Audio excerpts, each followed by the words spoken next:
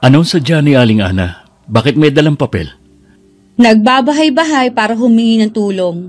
Hindi daw kasi makalabas ng ospital ang anak dahil kulang ang pambayad sa ospital. Yung anak ba niya na nanganak? Magkano binigay mo? Oo, wala nang iba. Magkano binigay mo? Wala. Ha? Wala kang binigay kahit 100 man lang?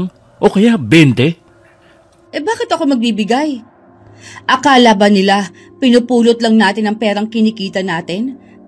Kaya namimihasa ang mga yan na gumawa ng problema nila dahil alam nilang merong tutulong sa kanila.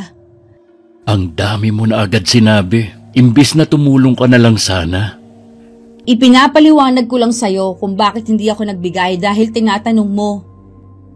Sana nagbigay ka kahit magkano lang. Walang-wala naman talaga ang mga yun . Ilang beses na kasing sinabihan ni Aling Ana ang anak niyang yun na tumigil na sa pagbubuntis dahil 7 na ang anak. Sige pa rin. Puro pasarap lang ang alam.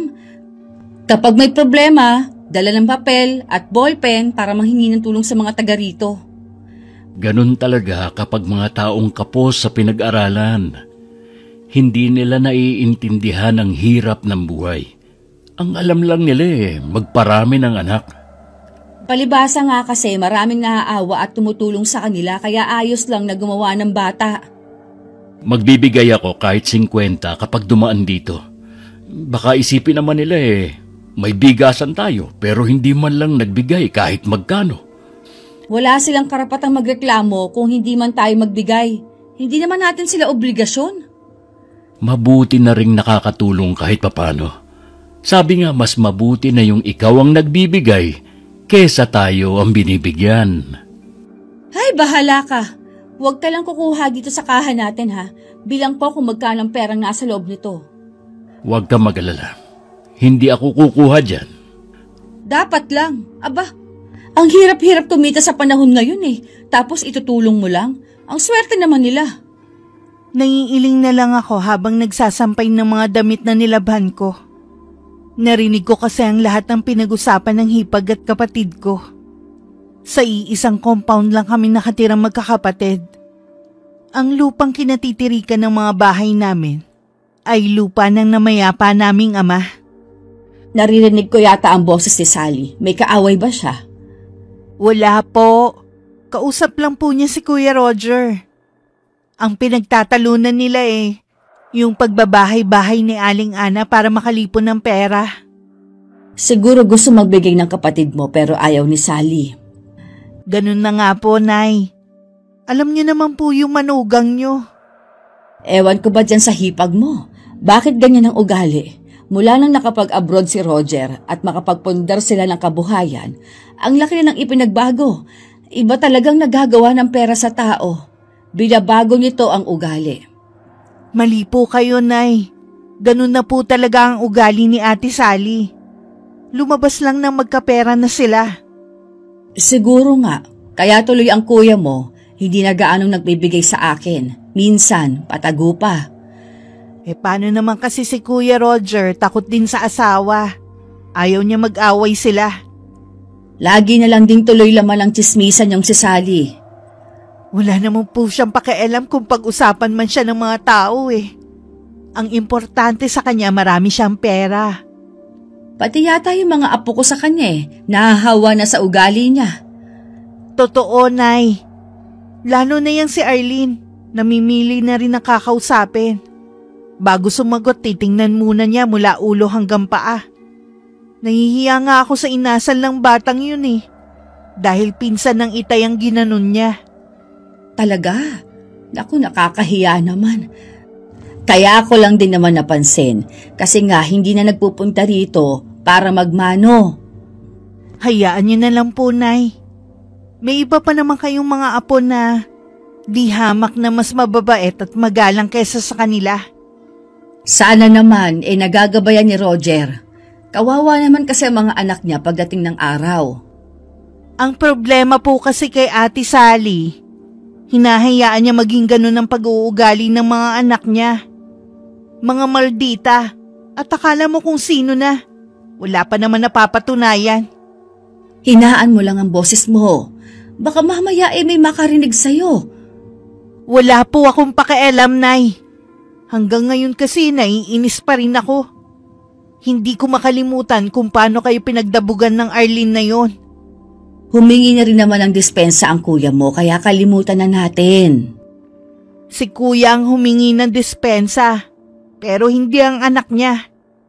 Hayaan na lang natin, kaysa naman lumaki pa ang gulo. Kuya mo naman ang maiipit. Sige na nga po. Pupunta muna po pala ako sa bayan. Tatanungin ko rin si Ate Connie kung magpapasabay siya sa akin. Alang-alang kay Kuya Roger at Inay kaya maayos ko pang pinapakiharapan ng hipag ko at mga pamangkin. Pero sa totoo lang hanggat maaari ayoko na silang makaharap. Pero dahil kami rin ang magkakapit-bahay, lagi rin kami nagkikita. Oh, aalis kaya Tere? Pupunta ako sa bayan. May kailangan lang akong bilhin. Ganun ba? Siya nga pala, nakita kong anak mo si Jason kasama ng mga kaibigan niya. Puro yata barkadang inaatupag. Nagpaalam naman sa akin ng anak ko. Hindi ko siya pinaghihigpitan sa pakikipagkaibigan niya. Basta alam niya ang limitasyon niya. Tsaka, may tiwala naman ako sa kanya. Nako, ang mga kinakaibigan mga anak ng kasambahay ng mga mayayaman dito sa atin. Hindi man lang pumili-pili na mga kaibigan. Tingnan mo mga anak ko, lagi ko silang sinasabihan na pumili ng mga kakaibiganin. Dapat katulad namin na may pera.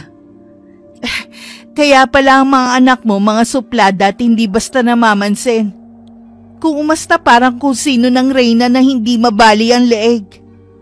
Hindi ko yata gusto ang mga sinasabi mo sa mga anak ko. May problema ka ba sa amin, ha? Wala naman ate. Basta wag mo na lang pakikialaman ang buhay namin mag-ina. Oh, bakit? Tingin mo, may mararating ang anak mo? Tingin mo mapagtatapos mo siya ng pag-aaral, ha?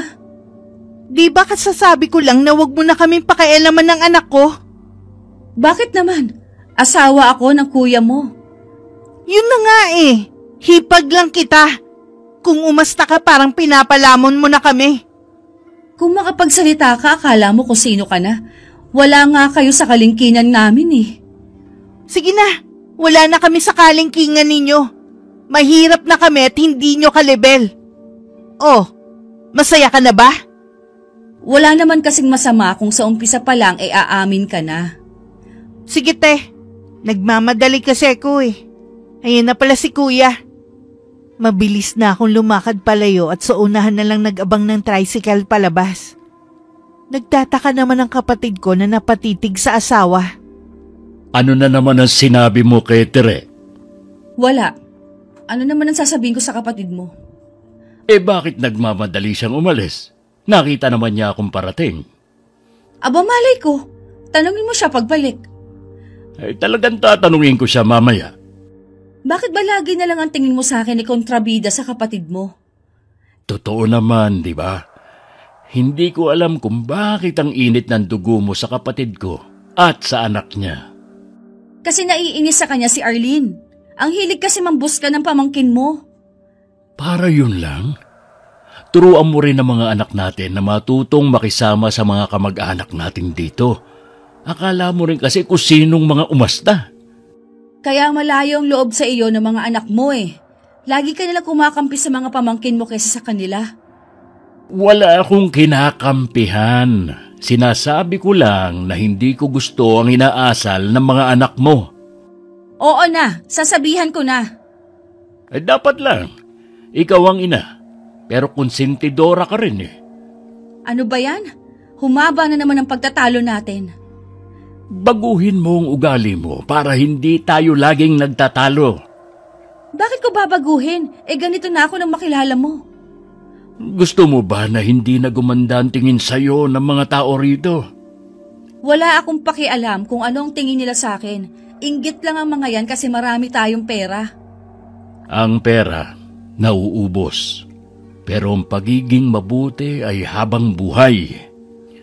Ewan. Mag-uumpisa ka na naman ng manermon Kailan kaya magiging bukas ang isip mo? Diyan ka na nga. Marami pa akong gagawin. Naiiling naman na nasundan na lang ni Kuya Roger ng tingin ng asawa. Hindi naman kasi lingid sa kanyang kaalaman na malaking pagbabago sa hipag ko. Mula na makapag-abroad siya at makapundar sila ng sasakyan at negosyo. Oh, naligaw ka yata dito. Dinadalaw ko lang po kayo. Baka akala nyo hindi ko na kayo naalala. Ganun na nga ang iniisip ko. Sa lapit ba naman ang bahay ninyo, hindi mo man lang ako masilip dito. Mabuti pa ang ibang mga kapatid mo Kahit malayo sila, naaalala nila akong puntahan dito. Pasensya na po kayo, Nay. Marami lang po talagang ginagawa. Ito nga po pala, Nay, panggastos nyo. Ay salamat, iho. Tatanggapin ko to dahil kailangan ko. Kamusta naman po pala ang kalusugan nyo? Ayos naman. Dinadaing ko lang minsan itong mga buto ko at madalas na ring sumakit itong tuhod ko. Hindi po ba kayo nahihirapang maglakad? Minsan, lalo na kapag malamig ang panahon. May binibili naman sa akin ng mga herbal si Tere. Mas hiyang sa akin kaysa uminom ako ng tableta. Kaya naman nagpapasalamat ako sa mga ibinibigay ninyo magkakapatid sa akin. Magsabi lang po kayo kung anong kailangan nyo. Sapat na itong ibinigay mo. Ayoko naman na abusuhin ka o kahit sino sa inyo magkakapatid. Huwag po kayong magsalita ng ganyan. Obligasyon po namin yon dahil mahal namin kayo. Ayoko lang din kasi na akong simulan ng pagkakagalit ninyong mag-asawa. Huwag niyo pong pansinin si Sally. Ganun lang po talaga yun. At saka, pera ko naman po ang binibigay ko sa inyo. Maiba nga pala ako. Kumusta ang mga anak mo? Hindi na kasi sila dumadalaw dito Medyo abala lang po sa pag-aaral yung dalawang bata. Minsan po papupuntahin ko rito. Baka kasi may tampo sila sa akin o kaya sa tiya Tere nila. Tama lang po na pagsabihan sila. Ayoko na lumaki sila na walang takot at walang respeto sa mga nakatatanda sa kanila. Salamat anak. At kahit malayo nang narating mo hindi mo pa rin nakakalimutan ang mga pangaral namin ng itay mo. Siyempre naman po, Nay. Hindi ako pwedeng baguhin ng pera. Ay, napahaba ng kwentuhan natin. Hindi pa kita inaalok man lang ng merienda. Ayos lang, Nay. Katatapos ko lang din magmerienda sa bahay. Siya nga pala. Wala ka na bang balak bumalik sa ibang bansa para magtrabaho? Yun nga po ang gusto ni Sally Pero sabi ko sa kanya, sapat na naman ang naipon ko at ang negosyo namin. Gusto ko po kasi na mas magabayan ang mga anak namin. Ayoko kasi na mas pahalagahan nila ang material kesa sa pamilya. Dapat pareho kayo ng layunin ng asawa mo, hindi yung magkasalungat ng paniniwala. At saka, dapat mas sa iyo nakikinig ang mga anak ninyo. Ay, sisikapin ko po na masupil ang pag-uugali ng mga anak namin. Huwag mo sanang mamasamain ang mga sinasabi namin, ha? Hindi po, Nay. Alam ko naman po na tama kayo sa napansin nyo. Nakikita ko naman po ang mga yon. Paano po? Hindi na po ako magtatagal. Aalis po kasi ang mag-iina ko. Ako muna ang tatao sa tindahan. Darating din kasi ngayong araw ang delivery ng mga bigas. Sige, dalaw ka na lang ulit dito sa bahay, ha? Opo, Nay. Dadalasan ko na po ang pagpunta rito. Pagbalik ni Kuya Roger sa bahay nila, hindi na maipinta ang mukha ng hipag ko. Alam kasi ng asawa na galing siya sa bahay ng nanay namin. Akala ko ba maya-maya pa kayo aalis? Naiinip na kasi ang dalawa mong anak, kaya pinagbihis ko na. Anong ginawa mo sa bahay ng nanay mo? Dinalaw ko lang si Inay. Baka naman meron na naman silang sinusumbong sa'yo. Walang sinasabi ang inay tungkol sa kalusugan niya ang pinag-uusapan namin. Kung sakali man na meron silang isumbong, totoo naman. Kaya lumalayo ang loob ng mga anak mo sa kanila Puro sila paninira. Anong puro paninira? Yang mga anak mo kasi ang pagsabihan mo. Hindi ko gusto na nawawalan sila ng respeto sa lola at tiyahin nila. Parang sinasabi mo na basta sa mga anak natin Ano pa nga ba? Dahil na rin sa'yo, kaya ganyan ang pag-uugali nila. Alam mo, ikaw ang may problema Tama nga sinasabi ni Arlene. Naiimpluwensyahan ka na ng mga kapatid mo. Ano ang tingin mo sa akin, bata? May sarili akong pag-iisip. Hindi ako naiimpluwensyahan ng kahit na sino. Nakikita ko naman kung paano mo palakihin ang mga anak natin. Gusto mong igaya sa'yo. Imbis na ang mga anak mong kampihan mo, ibang mga tao pa talaga. Hindi sila iba sa akin. Pamilya ko sila. Siguro, mas maigi kung bumalik ka na lang sa abroad. Mas tahimik kami sa bahay na to kung kami lang ng mga anak mong nandito. Bakit ba pinipilit mo pa akong mag-abroad, ha? Sinabi ko naman sa'yo na ayoko na. Talaga bang seryoso ka sa sinasabi mo? Paano si Arlene? Sa isang taon, mag-aaral lang siya sa kolehiyo. O bakit? May pera naman tayong pampaaral sa kanya. Para makatipid, sa public school na lang siya pumasok. Pareho lang naman yun. Ano na lang ang sasabihin ng mga taga rito kapag sa public mo papapasukin ang anak natin? Huwag mong iisipin ang sasabihin ng ibang tao. Dahil hindi naman silang gagasto sa pag-aaral ng anak natin. Basta hindi ako papayag. Di ikaw ang gumasto sa anak mo. Akala mo yata ganun kadali ang magpaaral sa college. Buwisit talaga sa bahay na to. Tara na nga mga anak. Lihim pa nagpasalamat si Kuya Roger na makaalis ang mag-iina. Kahit ilang oras lang makakaranas ng katahimikan ng bahay na yon. Ilang sandali pa, pumunta na lang siya sa tindahan nila ng mga bigas. Malakas naman ang benta nila sa bigas dahil sila lang ang nagtitinda sa barangay namin. Nagpapautang din sila at kinsenas ang bayaran. Kuya, kalahating kaban nga ng bigas.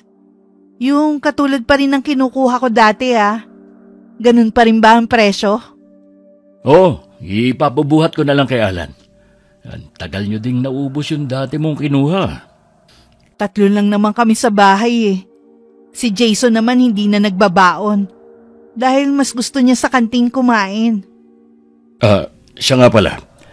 Alam kong nagkasagutan na naman kayo ng asawa ko. Pagpasensya mo na ang ate mo, ha? Pasensya ka na rin kuya Minsan napapatulan ko na rin ang asawa mo. Masyado kasing maldita Pareho lang naman kayong maldita Mas malala ang asawa mo, no? Lahat na yata ng masamang ugali nasa kanya na. Iwasan mo na lang ang ate mo para hindi kayo laging nagbabangayan. Todo iwas na nga ako Siya naman tong pansin ng pansin sa akin. Talaga lang naghahanap siya ng gulo. Kapag hindi ako makapagpigil ilalabas ko ang baho niya. Anong ibig mong sabihin? Wala kuya. Kalimutan mo na ang sinabi ko. Ano ba ang baho ang sinasabi mo tungkol sa asawa ko? May alam ka ba sa kanya na ayaw mong sabihin sa akin? Ay, tungkol lang sa ugali ng asawa mo sa ibang tao. Siguro alam mo na yun. Yun lang ba talaga? Oo naman. Malalaman mo rin ang iba pa niyang ginagawa. Lalo na sa mga tao niyo dito sa bigasan niyo. Hindi ka ba nagtataka kung bakit walang tumatagal? Alam ko naman yun. Kaya nga mula ngayon, ako na nga hawak nitong bigasan namin. O paano kuya? Uwi muna ako Pagluluto pa kasi ko Ipadala mo na lang kay Alan yung bigas. Pagdating niya, ipapasunod ko na lang. Naghatid din kasi ng bigas dyan sa kabila. Napakagatlabi na lang ako habang naglalakad pa uwi. Muntik na kasi kung madulas kanina. Pero kung sakali man na magkagipitan, hindi ako magdadalawang isip na ipagtapat kay kuya ang nalalaman ko. Kanina ko pa napapansing tulala ka dyan. Iniisip mo pa rin ba ang alitan ninyo ni Sally? Ay, matagal ko na po itong tinatago sa dibdib ko, Nay. Ngayon dahil sa ginagawa ni Ate Sally, baka hindi na ako makapagtimpi. Ano ba ang sinasabi mo dyan, Meron po kasi kung alam na sikreto ni Ate Sally. Iniisip ko lang po si Kuya Roger. Kaya mas pinili kong itikom muna ang bibig ko. Anong sikreto yon? Bakit hindi mo yata binabanggit yan sa akin? Ayoko po kasi magkagulo tayo Kaya nga lang ngayon nakakagalit na mag-inang yun. Total naman naumpisahan mo na. Sabihin mo na ang sikretong yon. Sige po, Nay. Karapatan niyo ring malaman. Siguro pagkatapos kong sabihin to, hindi na kayo magtataka kung bakit ganun ang ugali ng mga apo niyo. Kung bakit hindi nila nakuha sa atin ang mga ugali nila. Pinapakaba mo naman ako eh. Bilisan mo. Sabihin mo na. Hindi po mga anak ni Kuya Roger sina Arlene at Ella. Ano ka mo? Totoo ba yan? Paano mo nalaman? Aksidente ko lang po nalaman. Narinig kong nag-uusap si Ate Sally at Gaston. Pilit pinapaamin nung lalaki ang magaling niyong manugang kung anak niya si Arlene. Umamin naman ang makiring babaeng yun. Pero kumpare nila si Gaston. Magkaibigan din sila ni Roger mula nung nag-aaral sila. Kaya nga po nakakakulo ng dugo eh. Paano nilang nagawang pagtaksila ng kapatid mo? Mga walang kahihiyan. Nung una, hindi ako naniniwala. Pero habang lumalaki si Arlene, nagiging kamukha na ni Gaston. Pati kulay niya, nakuha niya sa kanyang ama. Pati ba si Ella? Hindi po sigurado si Ate Sally. Pero kamukha rin niya si Gaston. Kaya ipagpalagay na natin na anak niya pareho ang dalawang yun. Masasaktan ng kuya mo oras na malaman niya ito. Kaya nga po eh. Matagal na panahon ko rin itong kinimkim. Ngayon alam niyo na kung bakit gano'n na lang ang reaksyon ko tuwing sinasabihan niya ako na walang asawa. Minahal ko pa naman ang dalawang yon sa kabila ng mga ugali. Dahil akala ko, mga tunay kong apo. Hindi naman po kailangan magbago ang pakikitungo niyo sa kanila. Dahil lang sa natuklasan niyo. Nagagalit lang naman ako sa kanila dahil sa ginagawa nilang pambabastos sa inyo. Hindi ko alam. Sa ngayon, itago na muna natin ito. Pero kailangan pa rin natin itong sabihin sa kuya mo balang araw. Kukuha lang po ako ng tamang tiyempo. Oras na malaman ni Kuya Roger ang baho ng asawa niya. Tingnan ko lang kung makakapagyabang pa siya. Mula nang malaman ni Inay ang tungkol sa sikreto ni Ate Sally, napansin kong kahit nakikita niya ang dalawang bata, hindi na niya pinapansin. Kahit na magdala ng lutong ulam sa amin, hindi man lang niya binate. Tuluyan na nga sigurong lumayo ang loob niya sa kanila. Alam mo ba, pinadalhan ko ng ulam ang nanay mo kanina. Sabi ng magkapatid, hindi daw sila pinansin ng lola nila. Ha? Imposible naman. Alam mo namang magiliw ang inay sa mga anak natin. Kita mo nga minsan, kapag ilang araw nang hindi nakikita pumupunta pa ang inay dito. Nagtataka nga daw ang magkapatid sa inasal ng inay mo. Imbis na magmano tuloy sila, hindi na lang daw sila lumapit. Baka wala lang sa mood ang inay. Matanda na kasi at marami nang nararamdaman sa katawan yun. Alam mo naman na ayokong binabaliwala ang mga anak natin. Palalaki mo na naman. Napakaliit na bagay lang Anong maliit na bagay? Napahiya ang mga anak natin dahil hindi sila pinansin ng lola nila. Ngayon alam na nila ang pakiramdam ng napapahiya. Mas higit pa doon ang naramdaman ng lola nila ng pagbagsakan ni Arlene ng pinto. Tapos na yan. Bakit kailangan pang ungkatin? Kung ayaw mong nauungkat ang nakaraan, pangaralan mo na lang ang mga anak natin. Ay, bakit ba kasi ako nakipag-usap pa sa'yo Hindi mo naman kinakampihan ng mga anak mo. Anong gusto mong gawin ko?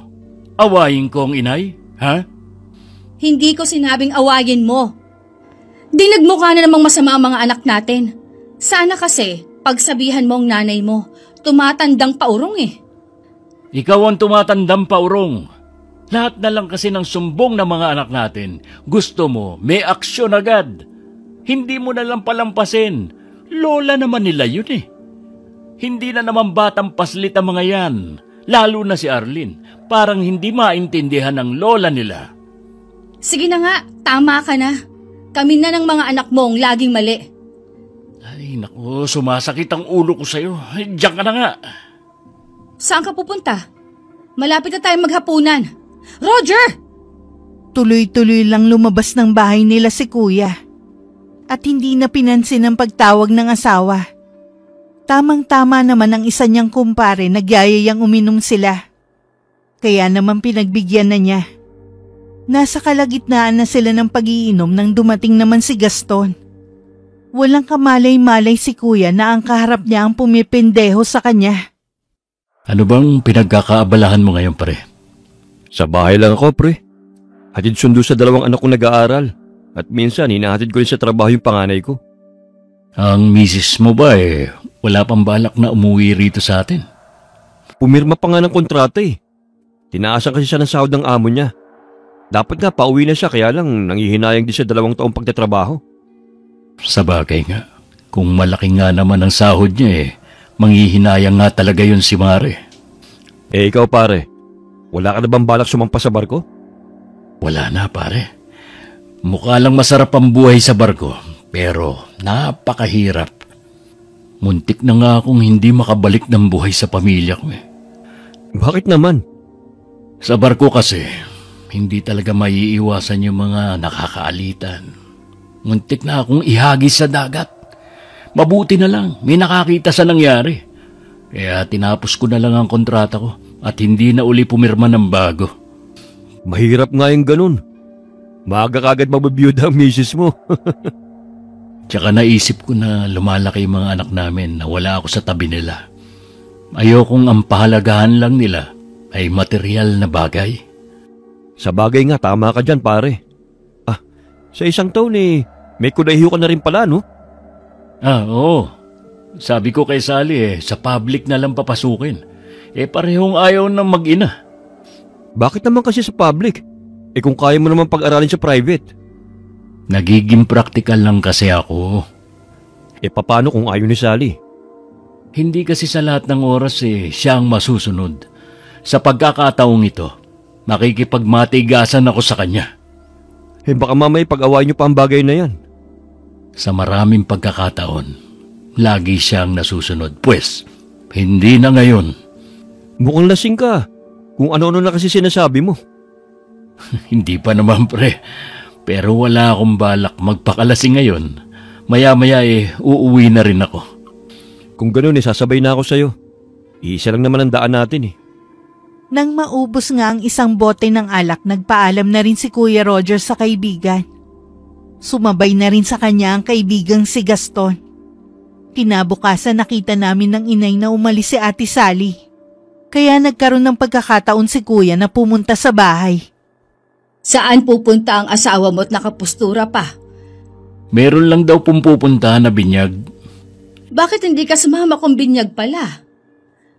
Kasi po, Nay, hindi ko naman kilala yung pupuntahan niya.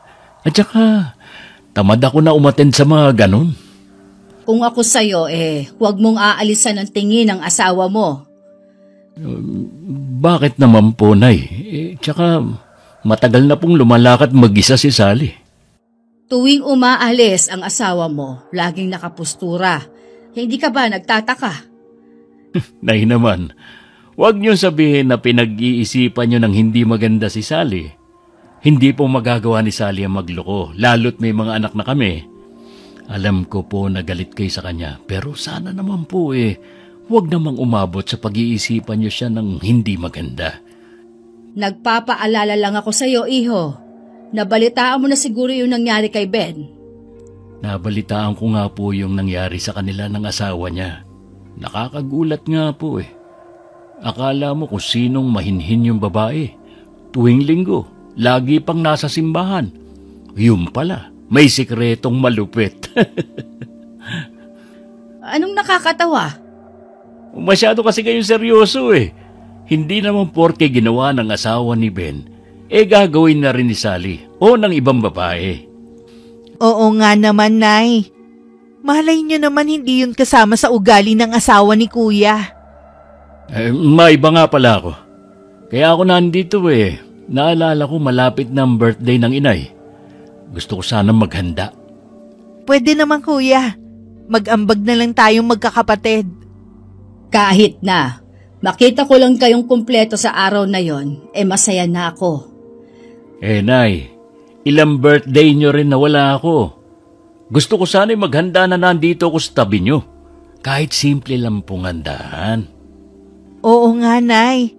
Minsan lang sa isang taon kayo magba-birthday eh. Kayo na nga ang bahala. Ayoko lang nung sobrang garbo, ha? Matanda naman na ako para ipaghanda pa. Oh, ikaw nang bahala, Tere ha. Sabihin mo lang kung magkano ang ambagan natin magkakapatid. Sige, Kuya. Sasabihan kita agad kapag nakausap ko na ang mga kapatid natin. Sandali pa kami nag-usap ni Kuya tungkol sa birthday ng inay. Nang makaalis siya, kinausap ko naman ng masinsinan ng inay tungkol sa mga sinabi niya kanina. Naisip ko kasi na karapatan ng kuya mo na malaman ng katotohanan kahit masaktan pa siya, kesa naman sa habang buhay siyang lokohin ng hipag mo. Nandun na nga po tayo, Nay, pero paano natin sasabihin sa kanya? Ako nga po ilang beses ko nang tinangkang sabihin noon, pero pinangungunahan ako ng takot ko. Sumasagi din sa akin na paano kapag hindi naniwala sa akin si Kuya. Wala po tayong pinangahawakang ebidensya. Ikakailalang yun ni Ate Sally at baka tayo pa ang lumabas na masama. Kitang-kita naman na hindi kahawig ng kuya mo ang dalawang bata eh. Ang lakas ng dugo ng Gaston na yon. Sang-ayon naman po ako na dapat malaman ni Kuya. Pero kailangan po muna natin pag-isipan kung paano natin sasabihin sa kanya. Sigurado po kasi na malaking gulo to. Pagkatapos ng kaarawan ko, sa ayaw at sa gusto mo, sasabihin ko na sa kapatid mo. Sige po, Nay. Nandito lang ako sa tabi niyo kapag ipinagtapat na natin kay Kuya ang matagal ng lihim ng asawa niya. Ay, hanggang ngayon, hindi pa rin ako makapaniwala na magagawa ni Sally ang ganoong bagay kay Roger. Pareho din po tayo ng nararamdaman, Nay. Pero ginawa nga talaga ng manugang niyo. Habang nagpapakahirap si Kuya na kumayod para sa kanila, siya naman nagpapakasarap sa kandungan ng ibang lalaki. Para tuloy akong biglang nawala ng amor sa dalawang batang yun. Ang naaalala ko na lang ay yung ipinapakita nilang hindi kaaya-ayang ugali sa atin. Kaya pala, hindi sila anak ng kapatid mo. Hindi man lang nagduda si Kuya. Magaling magtago at magmanipula si Sally. At isa pa, mahal na mahal siya ng kuya mo. Kung hindi ko nga mismo narinig na pinag-uusapan nila, hindi ko rin maiisip na naglolo ko pala si Ate Sally.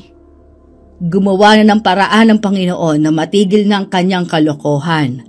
Pero bakit kailangan mo pang ilihim ng ilang taon? Sinabi ko naman sa inyo ang dahilan ko. Wala akong pakialam kung maniwala man si Roger sa atin o hindi. Basta't sasabihin natin sa kanya. Iniisip ko rin ang dalawang bata. Sila kasi ang maiipit kung sakali. Oras na malaman nila ang totoo, ayoko na silang makita sa bahay ni Roger. Wala silang karapatan doon. Higit sa lahat, sa perang pinaghirapan ng kapatid mo. Nang mga oras na yun habang magkausap kami ng inay, nagtatalo rin pala ang mag-asawa. Tutol kasi si Ate Sally sa plano ng kapatid ko na mag-ambag para sa birthday ng nanay namin. Wala naman ako nakikitang masama kung mag-aambag ako. Lahat naman kami magkakapatid mag-aambagan sa birthday ng inay. Hayaan mo na lang ang mga kapatid mo. Yung perang ibibigay mo, itabi mo na lang para sa pag-aaral ni Arlene. May budget ako para sa pag-aaral ng mga anak natin. Iba ang bibigay ko sa nanay ko. Basta. Huwag ka magbibigay sa nanay mo. Sino bang nagsuggest niyan? Si Tereba? Hayaan mo siya na gumastos para sa birthday ng nanay niya. Ako ang nagsabi na maghanda para kay nanay. Minsan lang naman sa isang taon eh. Lagi naman siyang pinaghahanda ng mga kapatid mo, kaya hayaan mo na sila. Ilang taon din na hindi ko kasama ang inay sa mahalagang araw niya. Kaya gusto ko, maghanda siya na nandito ako. Mahirap ba namang intindihin yun? Ay ewan, kaartehan lang naman yan eh. Bakit niyo pa paghahandaan eh? Matanda na rin naman ang nanay niyo. Huwag na tayong magtalo pa. Pera ko naman tong gagastusin ko eh.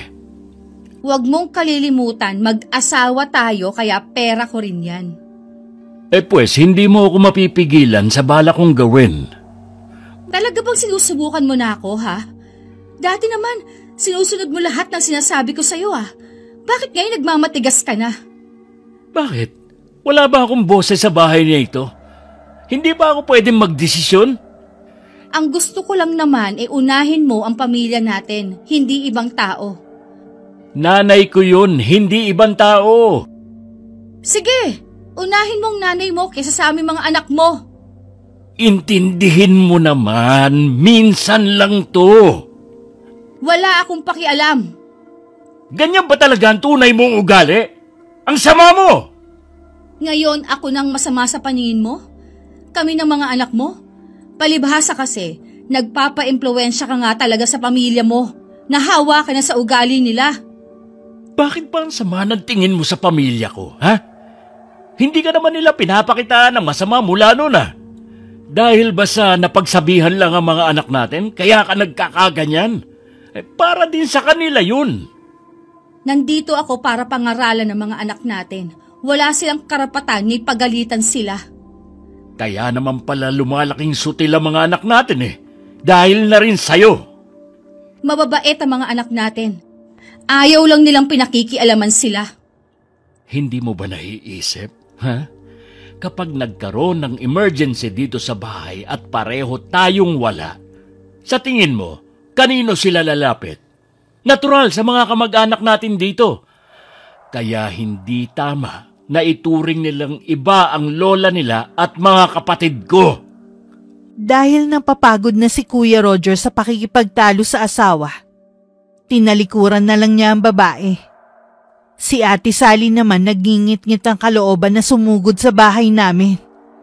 Ate, may kailangan ka? Nandyan bang nanay? Nandito ako. Tumuloy ka, Sally. Mukhang mahalaga ang sadya mo, ah. Ngayon ka lang kasi ulit nagpunta dito. Dahil po sa inyo, nag-aaway kami ni Roger. Teka nga lang, ano naman ang kinalaman ng inay sa pag-aaway niyo? Hayaan mo siyang magsalita, Tere. Gusto pala ni Roger na mag-ambag sa birthday ninyo. Siya naman itong mapilit Hindi kasi ako sang-ayon sa kanya. Sabi ko, itabi na lang ang pera niya para sa pag-aaral ni Arlene sa college. Sa 1 taon pa namang magkokoleyo ang anak mo Ang birthday ng inay minsan lang sa 1 taon. Tsaka, hindi lang naman si kuya mag-aambag pati kami. Wala akong nakikitang masama sa plano ni Kuya Roger. Ang gusto ko lang kasi unahin niya ang mga anak namin at hindi ibang tao. Lalo na ngayon, wala na siyang trabaho. Baka dumating ang araw na magipit kami dahil lagi niya kayong inuuna. Hindi ibang tao ang inay. Kung tumulong man ng kuya, nasa kanya na yun. Wala kang karapatan na pangunahan siya sa desisyon niya. Mag-asawa kami kaya may pakialam ako sa desisyon niya at lalo na sa pera niya. Hindi mo yun maiintindihan, Tere, dahil wala ka namang asawa. Ang kapal naman ng mukha mo na tawaging asawa. Kasama ba sa pagiging asawa yung habang naghahanap buhay ang asawa? Lumalandi naman sa ibang lalaki. Anong ibig mong sabihin? Oh, bigla ka yatang namutla dyan. Alam na namin, matagal mo ng lihim. Anong lihim? Hindi ko alam ang sinasabi ninyo. Siguro, pagkatapos itong gagawin ko sa'yo, hindi ka na magkakaila. Nay! Bakit ninyo ako sinampal? Kulang pa yan sa ginawa mo sa anak ko. Hindi ko alam ang sinasabi ninyo. Sasabihin ko kay Roger ang ginawa ninyong to sa akin. Sige, sabihin mo sa kanya. Magsumbong ka. Hindi ako natatakot sa'yo para malaman na rin niya ang baho mo. Wala po akong alam sa mga sinasabi ninyo. Kung gusto lang ninyo akong sirain sa asawa ko, hindi niya kayo paniniwalaan. Tignan natin. Kitang-kita naman ang ebidensya na hindi niya anak sina Arlene at Ella. Anak mo sila kay Gaston. Ang kapal ang mukha ninyong lokohin ang anak ko. Wala pong katotohanan yan. Huwag niyong gawan ng kwento ang mga anak namin. Hanggang kailan mo paninindigan ang kasinungalingan mong yan, ha? Hindi po ako nagsisinungaling. Kayo itong nagsisinungaling. Naging mabuting asawa ang anak ko sa'yo. Binigyan ka niya ng magandang buhay. Tapos igaganti mo sa kanya 2 anak mo sa ibang lalaki. Hindi ninyo kayang patunayan yan. Wala kayong mapapatunayan. Bumalik ka rito, ate! Hindi pa kami tapos sa'yo! Hayaan mo na lang siya. Para siyang binabad sa suka sa sobrang putla. Halatang takot na takot siya. Nay, okay lang po kayo? Medyo nanikip lang ang dibdib ko. Siguro po dahil sa galit nyo. Hanggang ngayon, parang sasabog pa rin ako sa matinding galit. Siguradong gagawa ng paraan si Ate Sally na makausap si Gaston. Ang kakapal talaga ng mga muka. Mabuti na rin yon para malaman nila, lalo na ang Gaston na yon, na hindi habang buhay ay maitatago nila ang lihim nila. Tama nga ang hinala namin ng inay. Gumawa ng paraan si Ate Sally para mapaalam kay Gaston na may nakakaalam na ng lihim nila. Paanong nalaman na mag-inang yun? Hindi ko nga alam eh. Sumasakit na nga ang ulo ko sa kakaisip. Hindi kaya hinuhuli ka lang nila? Sa tingin ko hindi. Sigurado sila nang sabihin yun sa akin. Sinampal pa nga ako ng biyenan ko. Kailangan nating tawagin ang lahat ng santo para hindi makarating kay Roger. Buti sana kung pakinggan tayo ng mga sinasabi mong santo. Kasalanan ang ginawa natin. Baka dumating na ang karma nating dalawa. Kapag nagkataon, kawawa ang mga anak natin. Kapag nakarating na kay Roger, kahit anong mangyari huwag kang aamin. Walang aamin sa ating dalawa. Umamin man o hindi, maaapektuhan pa rin ang mga anak ko. Paano kinabukasan nila? Nag-iisip na rin ako ng paraan para maiwasan natin na lumabas ang lihim natin. Dapat manatili lang sa mag-inang yun ang nalalaman nila. Parang gusto ko nalang maglaho sa kinatatayuan ko. Gusto ko rin pagsisihan kung bakit ako nagpadala sa tukso. Nangyari na, kahit magsisikap pa ngayon, hindi mo na mabubura ang nangyari. Talagang nasa huli ang pagsisisi. Napakatanga ko talaga. Ang ganda na nga ng buhay ko. Gumawa pa ako ng problema. Hindi lang naman ang buhay niyo mag-ina masisira eh. Kung sakaling lumabas ang iniingatan nating sikreto, pati mga anak ko. Sigurado ring hihiwalayin ako ng asawa ko. Kung gano'n naman pala, gumawa ka ng paraan. Nag-iisip na nga ako ng paraan eh. Kung sakali ba, handa kang pumatay. Ha? Anong ibig mong sabihin? Ito lang ang naiisip kong paraan. Kailangan mawala ang mag-inang yun. Natatakot ako. Paano kung pumalpak ang plano natin? Madadagdagan lang ang kasalanan natin. Sige nga, ikaw mag-isip ng paraan. Para na ako mababaliw nito. Huwag mong sabihin yan. Kaya nga gagawa tayo ng paraan eh. Bahala ka na nga. Talaga masakit na ang ulo ko. Ilang gabi na rin akong hindi makatulog. Lalo kang paghihinala ng asawa mo kung hindi mo aayusin ang sarili mo. Oo na. Basta gumawa ka ng paraan para matapos na ang problema natin. Dumating ang araw ng birthday ng inay. Nagtaka si Kuya Roger kung bakit hindi pa nakabihis ang kanyang mag-iina. Oh, bakit hindi pa kayo nakabihis? Hindi kami pupunta. Talaga bang nakikipagmatigasan ka? Oo, total hindi mo naman ako sinunod. Kung ayaw mong sumama, yung 2 bata na lang ang sasama sa akin para mabati nila ang lola nila. Hindi sila sasama sa'yo. Sa akin sila makikinig. Talaga bang hindi na ako nire-respeto ng mga anak natin, ha? Kasalanan mo rin kasi kung bakit walang amor sa'yo mga anak natin. Ngayon, alam ko na kung kanino nagmana mga batang yan. Mas gugustuhin ko na rin yon kaysa na makuha ng mga anak natin ang ugali ng pamilya mo. Sige lang, patunayan mo palalo na masama talaga ang ugali mo. Pati tuloy mga anak mo, nasasabihan na rin ng hindi maganda. Inggit lang ang mga yon dahil ang mga anak natin, hindi katulad ng mga kabataan sa tabi-tabi. Sa mga sinasabi mo, sana wag bumalik sa'yo. Mabuti pa, umalis ka na. Huwag mo na kaming intindihin. Hindi naman kami mahalaga sa'yo eh. Anong hindi? Kayo itong ayaw sumama. Akala nyo ba hindi kayo hahanapin dun? Kung talagang pinahahalagahan mo kami, susunod ka sa akin. At isa pa, ayaw ko rin makipagplastikan sa mga kapatid mo. Lahat na lang sa mga kapatid ko. Kalaban mo. Kahit wala namang ginagawa sa'yo. Umalis ka na nga Ang dami mo pang sinasabi. Naiiling naman si Kuya Roger na umalis na lang. Pagdating sa bahay, naroon na lahat ng kapatid namin at mga pamilya nila. Nagtataka naman si Kuya dahil ni isa walang nagtanong kung nasan ang kanyang mag-iina. Hindi tuloy niya maiwasang magtampo sa amin. Naging masaya naman ang selebrasyon ng kaarawan ng inay. Malalim na rin ang gabi na magsiuwian ng mga kapatid ko sa kanilang bahay. Kinabukasan, maaga pa lang nasa amin na si Kuya Roger. Ang aga mo naman, Kuya. Parang hindi ka napuyat kagabi Ganito naman ako lagi Kahit anong puyat, maaga pa rin nagigising. Oo nga pala. Bakit hindi pumunta ang mag-iina mo kagabi? Ay, hindi ko mapilit pumunta Huwag mo na lang babanggitin kay inay Tutol kasi si Sally na magbigay ako sa birthday ni inay. Alam naman namin yun ng inay. Sumugod dito sa bahay ang asawa mo. Kung ano-ano ang mga sinabi niya sa nanay natin. Ang babaeng yun talaga. Pati nga mga anak namin nahahawa na sa ugali niya. Ni ayaw na nga sumunod sa akin. Wala rin naman mga utang na loob ang mga anak mo. Pagkatapos ng mga ginawa mo sa kanila, sila pa ang walang respeto. Tungkulin ko naman na ibigay ang mga kailangan nila Hindi ko pwedeng isumbat yun.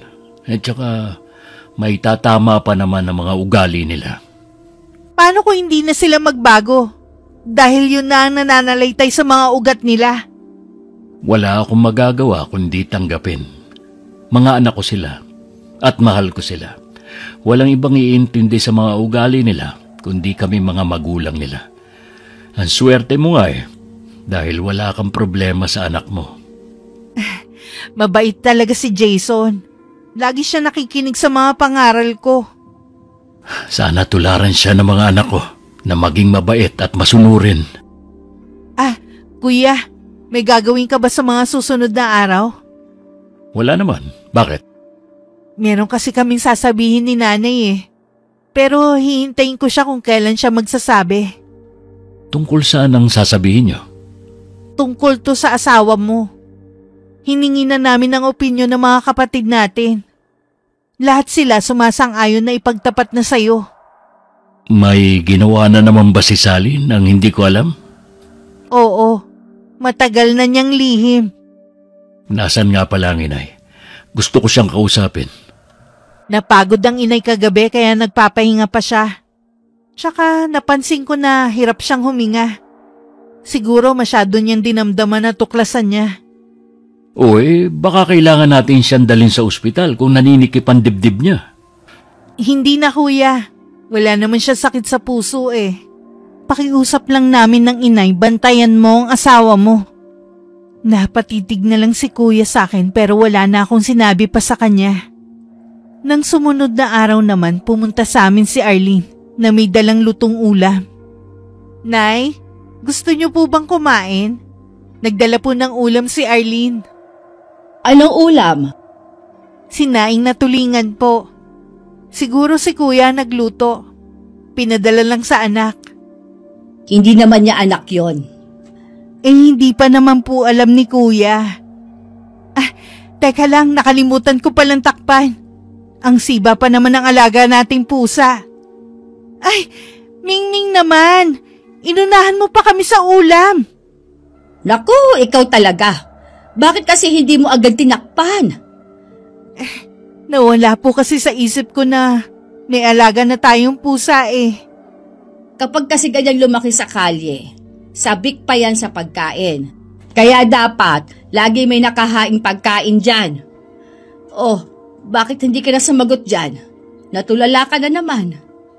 Nay, yung pusa natin bumubula ang bibig. Ano ka mo? Nasa si Mingming? Nasa ilalim po ng mesa. Nalaso ng pusa natin. Kawawa naman. Yung ulam lang naman po ang kinain niya bago bumula ang bibig niya. Kung ganon, may laso ng ibinigay na ulam sa atin. Mukhang gusto tayong lasunin na mag-iinang yun. Paano nila nagawa ang bagay na ito? Sumusobra na talaga sila.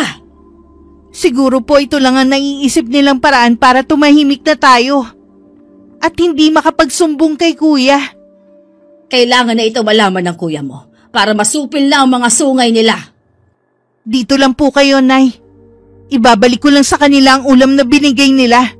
Huwag niyo rin po munang galawin ang pusa natin. Hindi ko na hinintay na makasagot pa ang inay. Kinuha ko na ang ulam at saka nagmamadaling lumabas ng bahay namin. Naabutan ko pang nagtatawanan ng mag-ina. Pabagsak kong inilagay sa mesa ang plato.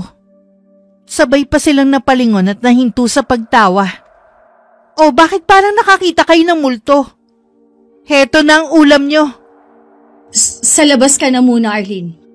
Hanapin mo ang kapatid mo. Baka kung saan-saan na naman yung nagsusuot, mag-uusap lang kami ng tita mo. Bakit kailangan mo siya palabasin? Ayaw mo malaman niya kung gaano ka kasama? Oh, ano bang problema mo ha? Bakit isinauli mo pa ang ulam na yan? Sige, kainin mo yan ngayon mismo sa harapan ko. Bakit ko naman gagawin yon? Kung hindi ninyo gusto ang ulam, sana itinapon mo na lang. Hindi yung isinauli mo pa dito. Kaya ko sinoli yan dahil may lason. Ano? Paano magkakaroon ng lasa ng ulam? Eh yan din ang inulam namin. Hindi mo ba alam na matay ang pusa namin dahil kumain siya ng ulam na binigay mo? Kaya huwag ka na magsinungaling. Pwede ba, Tere? Huwag mo akong pagbibintangan. Dahil sa ginawa mong to, mas mapapaaga na malaman ni Kuya ang ginawa mo. Huwag mo akong tinatakot, Tere. Hindi naniniwala sa inyo si Robert. Ah, talaga? Sige, tignan na lang natin. Saan ka pupunta, ha? Mag-usap muna tayo. Nakikita ko ang takot sa mga mata mo at panginginig sa boses mo. Alam ko natatakot ka na rin pero ang yabang mo pa rin. Nakikiusap ako sa'yo, Tere. Huwag mong sirain ang buhay naming mag-iina. Sana kasi noon pa natuto ka na magpakumbaba. Hindi yung umangat ka lang akala mo kung sino ka na. Ayan tuloy, malalaman na ng lahat ang matagal mo ng sikreto. Tere naman, kahit alang-alang sa mga bata. Sa totoo lang naaawa naman ako sa kanila eh. Kahit parehong maldita, mas nangingibabaw pa rin ang simpatsya ko. Dahil siguro nanay rin ako. Pero hindi maaaring habang buhay mo nalang lolokohin ng kapatid ko. Tapos ito, balak mo kami lasunin ng inay. Hindi naman ako may gusto niyan eh. Maniwala ka. Sino pala? Si Gaston? Nakakatakot pala kayo kung hahayaan na lang kayo. Tere! Teka lang! Huwag ka munang umalis! Tere! Anong gagawin ko? Kailangan malaman to ni Gaston. Samantala, nadatnan ko ng kausap ng inay si Kuya Roger. Namumula rin sa galit ang mukha ng kapatid ko, habang nakatingin sa wala ng buhay na pusa. Nang umuwi siya sa bahay nila, sumunod ako sa kanya. Baka kasi kung anong maisip niyang gawin. Wala doon ang hipag ko at hapon na nakauwi. Saan ka nang galing? Ha? Kanina pa kita hinihintay ha? Meron lang akong binili sandali. Sinungaling! Ang sabihin mo, nakipagkita ka sa lalaki mo! Mali ka lang iniisip mo. Huwag ka nang magkaila pa! Alam ko na ang lahat. Huwag ka maniwala sa sumbong ng kapatid mong yan. Ginagawa lang nila ako ng kwento. Paano mo nagawa ang bagay na ito? Lahat binigay ko sa'yo. Tapos ito lang igaganti mo? Ang kapal pa ng mukha mo na sa akin pa ipaako ang mga anak mo sa ibang lalaki! Roger, maawa ka sa amin. Huwag mong hayaan na masira ang pamilya natin. Ikaw ang sumira sa pamilyang ito! Tapos balak mo pa lasunin ang inay ko at kapatid! Dapat sa inyo, makulong na lalaki mo! Wag, Roger! Maawa ka! Paano mga anak natin kapag nakulong ako? Sana bago nyo naisipang manlason ng tao, inisip mo na kung paano mga anak mo! Lahat gagawin ko. Huwag mo lang ako ipakulong. Sa mga sinasabi mo, para mo na ring inamin ang mga kasalanan mo sa akin. Kahit naman kasi itanggi ko pa, malalaman mo rin ang totoo. Minahal at tinuring kong mga anak ang dalawang bata. Kahit noon, may nabubuo ng hinala sa akin na baka hindi ko anak si Arlene. Pero mas nanaigang pagmamahal at tiwala ko sa'yo. Parusahan mo na lang ako sa ibang paraan. Huwag mo lang akong ipakulong. Kawawa ang mga anak ko. Kunin niyo ang damit niyo mag-iina at lumayas na kayo sa bahay na ito. Hindi mo kami pwedeng palayasin dito. May karapatan din ako sa bahay na ito. Nakakalimutan mo na ba? Mag-asawa tayo. Hindi ko rin nakakalimutan na ilang beses mo kong pinagtaksilan. Nagbunga pa ang ginagawa niyo. Kaya mamili ka. Aalis kayo ng mga anak mo o ipakukulong ko kayo ng lalaki mo. Saan naman kami pupunta ng mga anak ko kapag umalis kami dito? Hindi ko na problema yon. Sa kalsada kayo matulog kung gusto mo. Huwag ka namang maging malapit sa amin. Kung talagang mahal at itinuring mong anak sina Arlene at Ella, hindi mo hahayaan na masira ang buhay nila. Minahal ko sila. Pero mas mahal ko ang inay na binalak mong lasunin. Mabuti pa, te. Puntahan mo na ang mga anak mo sa kwarto nila. Kanina pa sila umiiyak eh. Walang dapat sisihin kundi kayo. Ganyan ba talaga kalaki ang galit ninyo sa aming mag-iina, ha? Pwede ba, te? Huwag mo nang iligaw ang usapan. Malaking kasalanan ang nagawa mo. Pasalamat ka na lang hindi ka ipapakulong ni Kuya. Mabuti na rin na umalis na kayo dito. Hindi rin kami matatahimik kung nandito kayo. Baka kung ano pang balakin nyo sa amin eh. Aalis kami. Pero hindi ako papayag na hindi kayo magbayad sa ginawa ninyong ito sa amin. Hindi ako madaling magpatawad sa mga taong nagkakasala sa akin. Kahit ang dalawang dalagita matalimang titig sa amin ni Kuya habang palabas ng bahay dala ang kanilang gamit. Napapailing na lang talaga ako. Ni hindi man lang nagpaalam o nagpasalamat sa'yo. Kahit ba hindi ka nila tunay na ama, sana naman tumanaw sila ng utang na loob. Ano pa bang aasahan mo sa mga anak ni Gaston? Ayos ka lang ba, Kuya? Kung gusto mo sa bahay ka na lang muna. Ayos lang ako dito sa bahay. Kailangan ko ring asikasuhin ang bigasan. Hindi ko pwedeng iasa yon sa mga tauhan lang. Talaga bang hindi mo ipapakulong si Ate Sally at Gaston? Naaawa kasi ako kina Arlene at Ella. Hindi ko maatim na mawalan sila ng ina. Gusto ko nga sanang paiwan sila dito kanina. Pero alam ko, sasama pa rin sila sa nanay nila. Sana naman may matuluyan sila. Nakakaawa naman kasi kahit papano. Walang dapat sisihin sa nangyayari sa kanila, kundi si Sally. Nag-aalala rin ako sa mga sinabi niya. Sa kabila na kasalanan naman niya, siya pa talaga may ganang magbanta. Mayabang lang siya, pero wala naman na siyang magagawa. O paano, Kuya, uuwi muna ako sa amin, ha? Punta ka na lang doon kapag gusto mo makipagkwentuhan. Tandaan mo, lagi kami nandito ng inay. Oo, kapag hindi ako abala, pupunta ako sa inyo.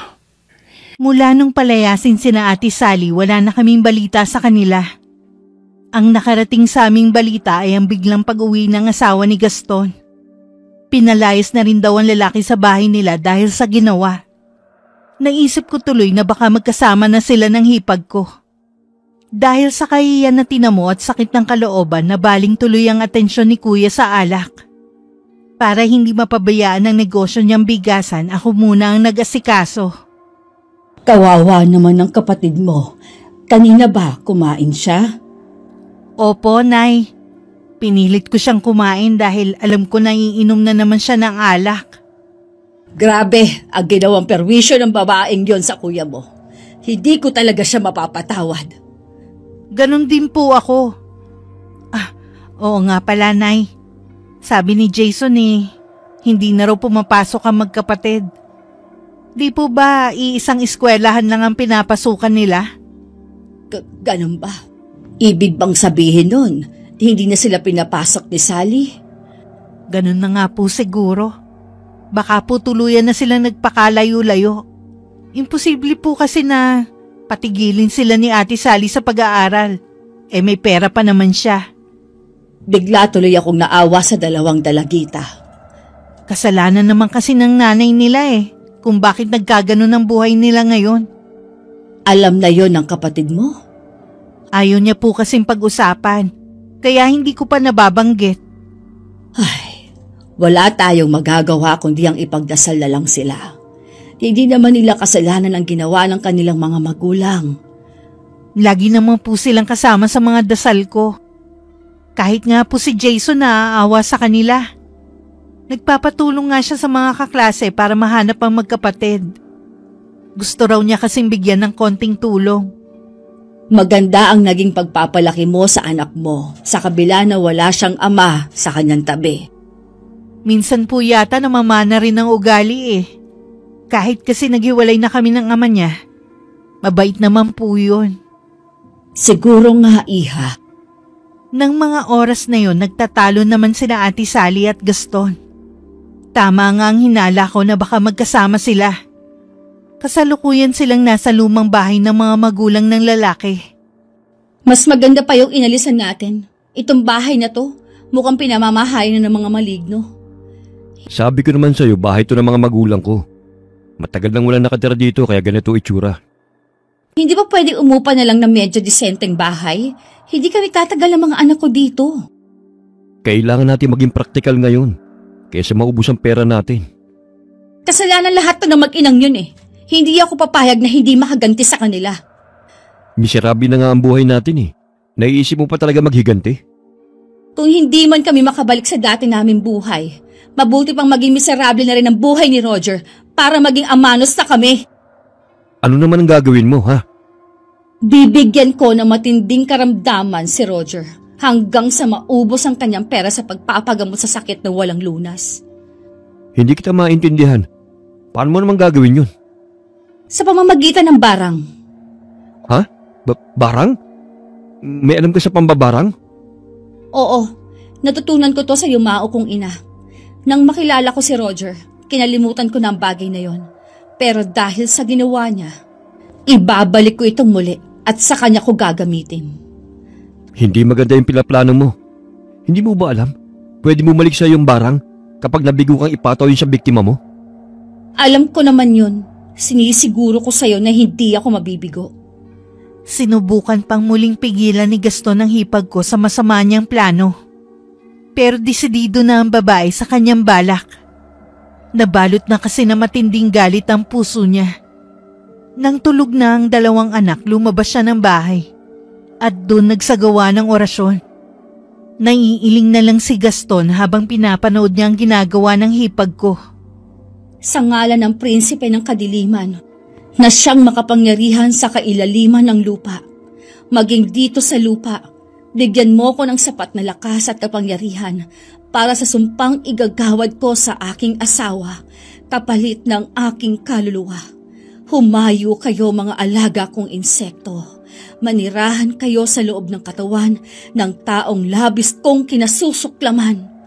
Humayo kayo!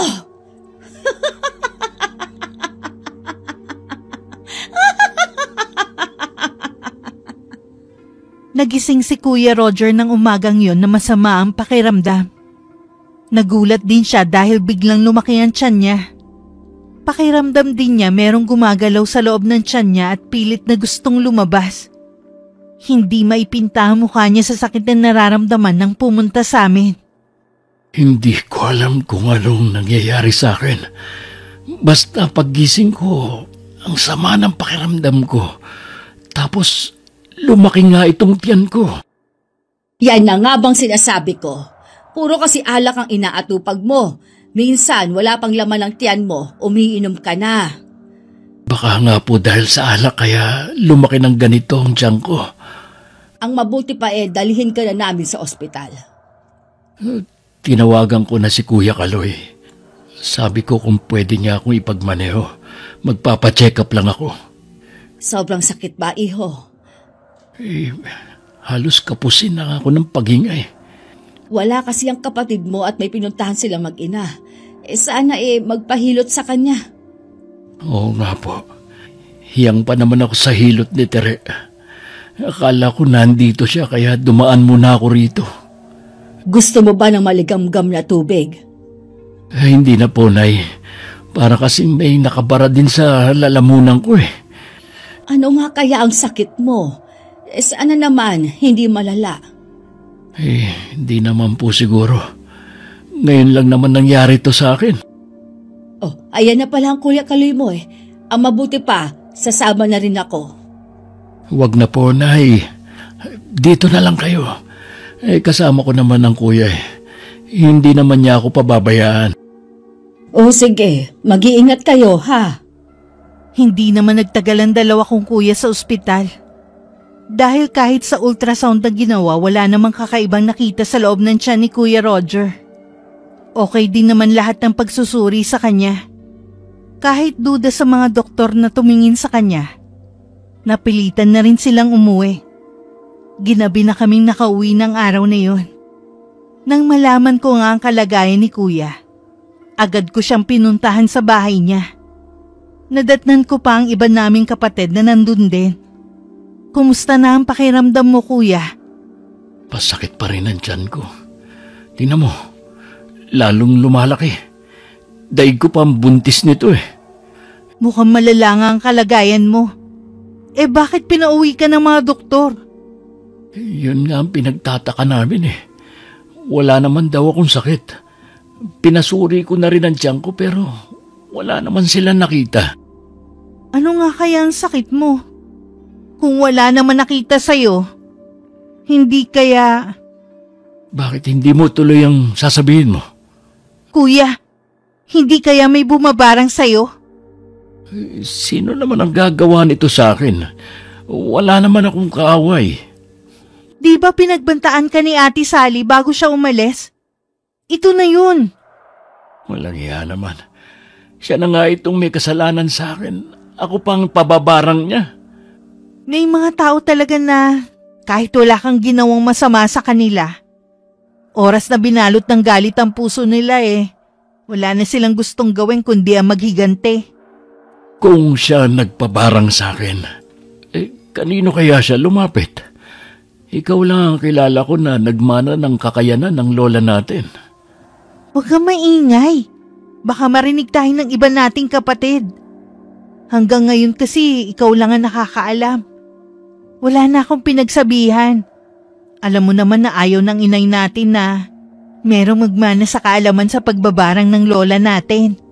Naniniwala kasi siya na hindi ito biyaya, kundi sumpa ng dyablo. Huwag kang mag-alala. Hanggang sa huling sandali, ililihim kong sekreto mo. Salamat, Kuya. Alam mo naman ang tingin ng mga tao sa mambabarang Ayokong pangilagan nila ako, pati ang anak ko. Naiintindihan naman kita. Magagamot mo ba ako? Oo naman, Kuya. Hindi lang kita pagagalingin. Ibabalik ko rin sa taong bumabarang sa'yo ang ginawa niya. Mukha lang akong masigla pero ang totoo niyan, para na akong mamamatay sa sobrang sakit. Parang mahahati ang tiyan ko. Yung may gusto yatang lumabas. Malahiganteng linta ang nasa loob ng tiyan mo. Sinisip-sip nila ang dugo mo kaya ka namumutla. Palaki na rin sila ng palaki. Matindi talaga ang galit ng taong yun. Gusto niya unti-unti kang magdusa at saka mamatay. Umuwi lang ako para kunin ang libretang itim ng lola namin na nakatago. Isang orasyon ang inusal ko mula rito. May naririnig akong bulong na parang kinukontra ang dasal ko. Pero dahil sa natutunan ko sa aming lola, unti-unting nawala ang bulong na yon hanggang ang boses ko na lang ang naririnig ko. Makalipas ang ilang oras, lumiit na rin ang tiyan ni Kuya Roger. Nawala na rin ang pamumutla niya. Hinahabol pa rin niya ang kanyang paghinga, pero nasisiguro kong magaling na siya. Natalo ko ang sumpang iginawad sa kanya. Nagpaalam din ako na uuwi muna. Hindi naman lingid kay Kuya na balak kong ibalik ang barang sa kung sino man na bumarang sa kanya. Natutuwa naman ako at magaling ka na. Para ka lang nagdahilan. Magaling po talagang manghilot si Tere, kagaya ni Lola. Mabuti na lang yun lang ang minana niya sa lola ninyo. Oo nga po. Sayang nga lang ayaw niyang manggamot sa ibang tao. Hindi rin kasi biro ang maghilot. Minsan, naipapasa din ang sakit ng taong ginagamot. Hindi rin pala ganong kadali. Sa tingin ko dahil sa ginagawa ng inyong lola noon, kaya siya nang hina at yun na nga ang kanyang ikinamatay. Baka nga po yun na nga po ang kinamatay niya. Wala naman kasi siyang sakit Aba, papunta dito si Tere at kasama pa si Gaston. Ano po? Anong ginagawa ng hayop na yan dito? Huminahon ka muna. Baka may mahalaga siyang sadya. Kuya, Nay, meron daw sasabihin sa atin si Gaston kaya siya nagpunta. Sabihin mo na ang kailangan mo. Handa akong harapin ang galit mo sa akin, pare. Pero sana pakinggan niyo muna ako. Mahalaga ang sadya ko. Huwag mo nang patagalin ang sadya mo. Wala na si Sally. Patay na siya. Ha? Ano? Ano ka mo? Na-aksidente ba siya? O nagkasakit? Kahit ako hindi ko rin maipaliwanag ang totoong nangyari sa kanya. Naisip ko na baka nabigo siya sa plano niyang pangbabarang sa'yo. Kaya bumalik sa kanya. Siya mismo bumarang sa akin? Oo. Gusto niya maging miserable din ang buhay mo.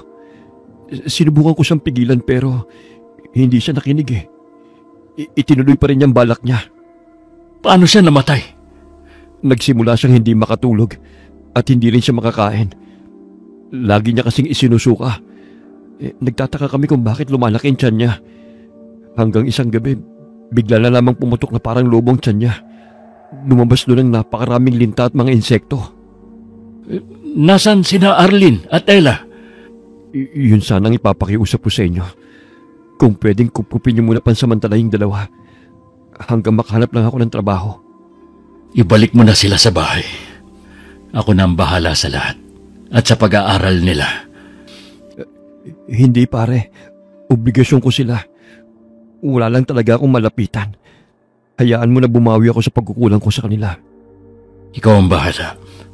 Hindi naman kita aalisan ng karapatan sa kanila. Maraming salamat sa iyo. Alam ko na malaki ang nagawa kong kasalanan. Namin ni Sally.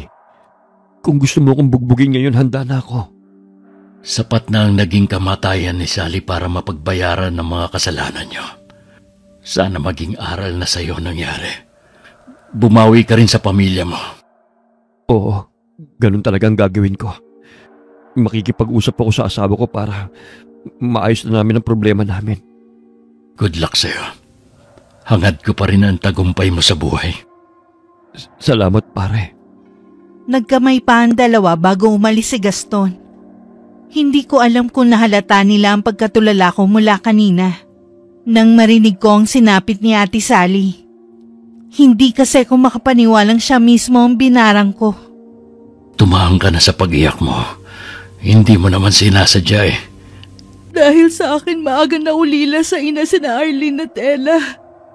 Hindi natin kagustuhan ang nangyari. At saka, siya na rin ang nagdala sa sarili niyang kamatayan. Nakukonsensya pa rin ako, kuya. Asawa mo ang napatay ko.